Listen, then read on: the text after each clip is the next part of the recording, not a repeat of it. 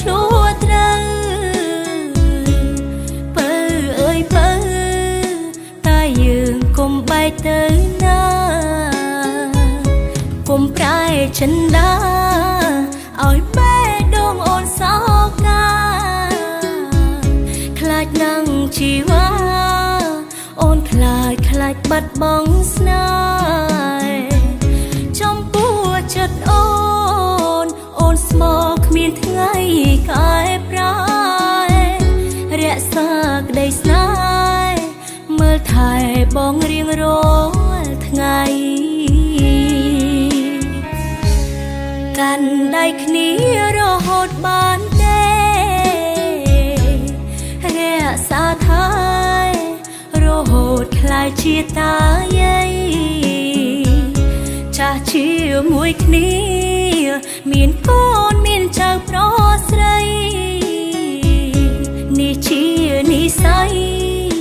ទើបយើងបានគ្នាជាគូ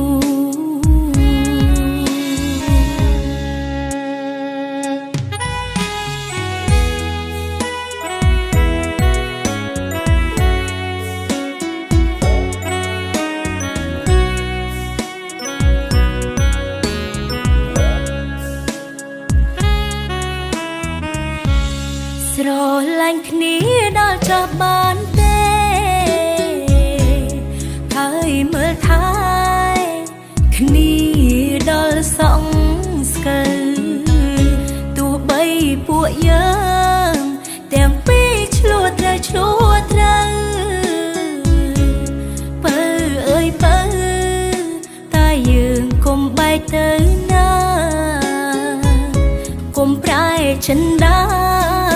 ឲ្យបែដងអូនសោកាខ្លាចនឹងជីវ៉ាអូនខ្លាចបាត់បង់ស្នេហ៍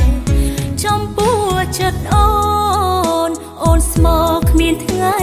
កែប្រែរក្សាក្តីស្នេហ៍មើលថែបងរៀងរាល់ថ្ងៃកាន់ដៃគ្នារហូតបានទេរក្សាថែរហូតខ្លាយជាតាយាយចាស់ជាមួយគ្នាមានកូនមានចៅប្រុសស្រីនេះជានិស័យទើបយើងបានគ្នាជាគូ